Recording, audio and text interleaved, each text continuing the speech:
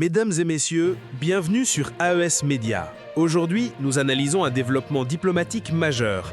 L'Algérie affirme vouloir renouer avec le Mali après une longue période de tension et de froideur diplomatique. Une main tendue depuis Alger. Ce mardi 18 novembre, le ministre algérien des Affaires étrangères, Ahmed Attaf, a déclaré publiquement qu'Alger tend la main à Bamako. Lors d'une conférence de presse très suivie, il a affirmé la volonté de son pays de normaliser les relations entre les deux États. Notre pays tend la main à ses frères du Mali, car l'Algérie possède une patience inépuisable pour faire face avec sagesse, sérénité et clairvoyance à tous les problèmes qui l'entourent, a-t-il déclaré. Selon lui, l'Algérie reste guidée par l'idée d'un destin partagé, d'un patrimoine commun et d'aspirations unies avec le Mali. Il a insisté sur la volonté d'Alger de soutenir la sécurité, la stabilité et la prospérité de toute la région. Un Mali sous pression sécuritaire. Cette main tendue intervient alors que Bamako traverse une période particulièrement délicate. Les groupes terroristes tentent d'asphyxier l'économie en ciblant l'approvisionnement en hydrocarbures, provoquant une pénurie de carburant à l'échelle nationale. Conséquence, les autorités ont même dû reporter la rentrée scolaire, faute de conditions de mobilité suffisantes pour les élèves et les enseignants. Dans ce contexte, tout partenaire régional susceptible d'appuyer la stabilité du pays est scruté avec attention. Un contraste avec des relations très tendues. Pourtant, cette démarche algérienne contraste fortement avec l'ambiance récente entre les deux pays. Les relations sont aujourd'hui au point mort.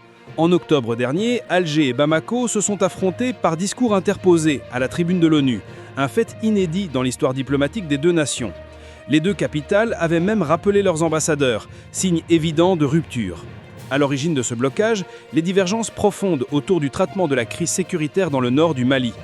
Bamako reproche notamment à Alger ses concertations bilatérales jugées unilatérales avec les groupes séparatistes Touareg, l'accueil sur son territoire de Mahmoud Dicko, religieux influent mais considéré comme opposant par les autorités maliennes. Alger, de son côté, s'est toujours défendu, assurant n'œuvrer que pour la paix et la stabilité au Mali. La position historique d'Alger. Algérie rappelle régulièrement son attachement à l'intégrité territoriale du Mali, la souveraineté nationale, à la réconciliation sans exclusion et à la voie pacifique comme seule option durable.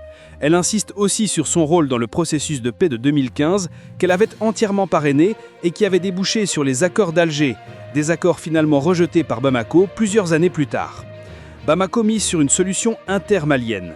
Depuis 2023, le Mali a clairement exprimé son souhait de reprendre en main sa propre feuille de route vers la paix. Le colonel Assimi Goïta, lors de son discours de fin d'année, avait affirmé la volonté du pays de privilégier un dialogue directement intermalien afin de régler les tensions communautaires et territoriales sans intermédiaire étranger.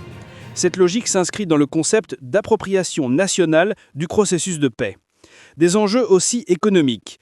Au-delà de la politique et de la sécurité, la normalisation des relations pourrait avoir des conséquences majeures sur le plan économique. Le nord du Mali, riche en ressources énergétiques, avait suscité l'intérêt de la compagnie pétrolière algérienne Sonatrach et de sa filiale Sipex, engagée depuis 2007 dans des opérations d'exploration. Mais l'instabilité persistante a mis ses ambitions à l'arrêt. Alger avait déjà exprimé son objectif, augmenter d'ici 2025 sa production en exploitant jusqu'à 30% de ses champs à l'extérieur de ses frontières. Le Mali faisait partie de cette stratégie.